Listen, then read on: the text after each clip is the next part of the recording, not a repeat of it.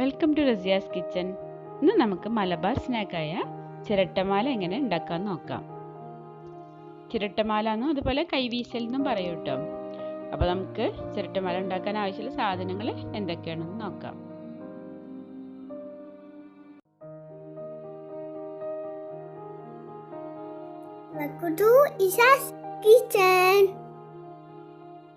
ചിരട്ടമാല ഉണ്ടാക്കാൻ വേണ്ടി ഞാൻ ഇവിടെ 2 കോഴിമുട്ട എടുത്തിട്ടുണ്ട്. പിന്നെ 4 ടേബിൾ സ്പൂൺ പഞ്ചസാര, പിന്നെ 1/2 കപ്പ് മൈദ, പിന്നെ 1/2 ടീസ്പൂൺ ഏലക്കാപ്പൊടി. ആദ്യം നമുക്ക് കോഴിമുട്ടയും പഞ്ചസാരയും ഒന്ന് അടിച്ചെടുക്കണം. അപ്പോൾ ഒരു ബൗളിലേക്ക് കോഴിമുട്ട ചേർത്ത് നമ്മൾ എടുത്തു വെച്ചിട്ടുള്ള പഞ്ചസാരയും അതിലിട്ട് കൊടുത്തതിന് ശേഷം നമുക്കൊന്ന് അടിച്ചെടുക്കാം. മിക്സിയുടെ ആവശ്യമൊന്നുമില്ല, നമുക്ക് ഇതുപോലെ ഒരു വിസ്ക് വെച്ചിട്ടൊന്ന് അടിച്ചെടുത്താൽ മതി. വിസ്കോ അതല്ലെങ്കിൽ ഫോർക്കോ എന്തെങ്കിലും വെച്ച് ഒന്ന് അടിച്ചെടുത്താൽ മതി. ഇനി നമുക്കതിലേക്ക് ഏലക്കാപ്പൊടിയും കൂടി ഇട്ട് ഒന്ന് അടിച്ചെടുക്കാം.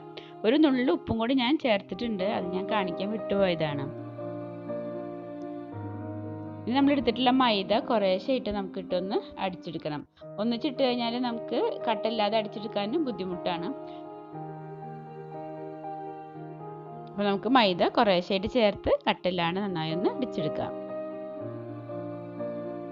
ചിരട്ട നന്നായി ക്ലീൻ ചെയ്തതിന് ശേഷം അതിൻ്റെ കണ്ണിൻ്റെ ഭാഗത്ത് ഒരു ഹോളാക്കിയിട്ട് അതിൻ്റെ ഉള്ളിൽ കൂടെയാണ് ചിരട്ടമാല എണ്ണയിലേക്ക് നമ്മൾ ചുറ്റിച്ചു കൊടുക്കുക. അതുകൊണ്ടാണ് അതിന് ചിരട്ടമാല എന്ന് പറയുന്നത്. നമുക്ക് ഈ മാവ് നമ്മൾ ഐസിങ്ങിനൊക്കെ ഉപയോഗിക്കുന്ന പൈപ്പിംഗ് ബാഗിലേക്ക് ആക്കിയിട്ടോ അതല്ലാന്നുണ്ടെങ്കിൽ സോസ് ഡിസ്പെൻസറിലോ ആക്കിയിട്ടോ നമുക്ക് ഉണ്ടാക്കിയെടുക്കാവുന്നതാണ്. അതല്ലാന്നുണ്ടെങ്കിൽ ഇതുപോലെ ഒരു കയ്യിൽ ഹോളാക്കിയിട്ട് നമുക്ക് അത് ഉപയോഗിച്ചിട്ടും ഉണ്ടാക്കിയെടുക്കാം. ഞാനിവിടെ ഈ കയ്യിൽ ഉപയോഗിച്ചാണ് ഉണ്ടാക്കുന്നത് കേട്ടോ. അപ്പോൾ നമ്മളെ ചിരട്ടമാലയ്ക്കുള്ള മാവ് ഇവിടെ റെഡി ആയിട്ടുണ്ട്. ഈ ഒരു കൺസിസ്റ്റൻസിയിലാണ് നമുക്ക് വേണ്ടത്. കയ്യിൻ്റെ അടിവശത്ത് നമ്മൾ വിരൽ വെച്ചിട്ടൊന്ന് ഹോൾ അടച്ചു പിടിച്ച് അതിന് ശേഷം അതിലേക്ക് മാവ് ഒഴിച്ചിട്ടാണ് നമ്മൾ ഉണ്ടാക്കിയെടുക്കേണ്ടത്. അപ്പോൾ ഇനി നമുക്ക് ചിരട്ടമാല ഉണ്ടാക്കിയെടുക്കാം. അപ്പോൾ ഞാൻ വെളിച്ചെണ്ണയിലാണ് ഉണ്ടാക്കുന്നത്. അപ്പോൾ നമ്മൾ ഒഴിച്ച വെളിച്ചെണ്ണ ചൂടായിട്ടുണ്ട്. അപ്പോൾ അതിലേക്ക് നമുക്കിങ്ങനെ ചുറ്റിച്ചെടുക്കാം. ഇതേപോലെ നമുക്കിങ്ങനെ ചുറ്റിച്ചെടുക്കാം.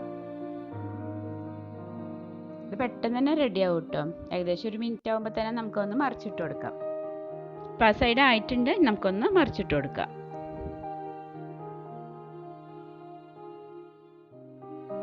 വലിയ ചിരട്ടമാലയാണ് വേണ്ടതെന്നുണ്ടെങ്കിൽ 1-2 ചുറ്റും കൂടി ചുറ്റിച്ചെടുത്താൽ മതി കേട്ടോ. അപ്പം നമ്മളുടെ ചിരട്ടമാല പാകമായിട്ടുണ്ട്, നമുക്ക് എണ്ണയിൽ നിന്ന് മാറ്റാം. ഇതുപോലെ നമുക്ക് ബാക്കി മാവും കൂടി ഉണ്ടാക്കിയെടുക്കാം.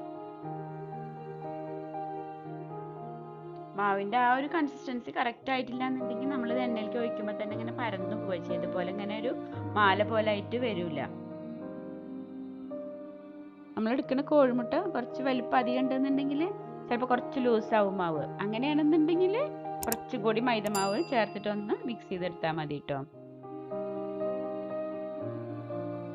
നമ്മൾ മാവ് ഒഴിച്ചിട്ടിങ്ങനെ ചുറ്റിച്ചതിന് ശേഷം ലാസ്റ്റ് വരുന്ന ഭാഗം മേലേക്ക് തന്നെ ഒന്ന് ആക്കി കൊടുക്കണം കേട്ടോ. ഒരു മീഡിയം ഫ്ലെയിമിൽ വെച്ചിട്ട് വേണം കേട്ടോ നമ്മളിത് പൊരിച്ചെടുക്കാൻ.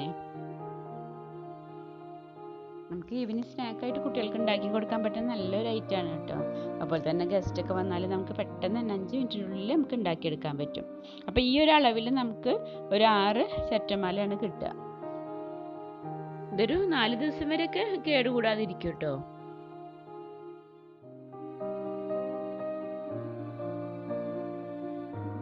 അപ്പം നിങ്ങൾക്ക് എൻ്റെ ഈ വീഡിയോ ഇഷ്ടപ്പെട്ടിട്ടുണ്ടാവും എന്ന് വിചാരിക്കുന്നു. ഇഷ്ടമായിട്ടുണ്ടെങ്കിൽ ഫ്രണ്ട്സിനും ഫാമിലിക്കൊക്കെ ഒന്ന് ഷെയർ ചെയ്യണേ. അപ്പോൾ ഇൻഷാല്ലാ മറ്റൊരു വീഡിയോ ആയിട്ട് വരാം. Thank you.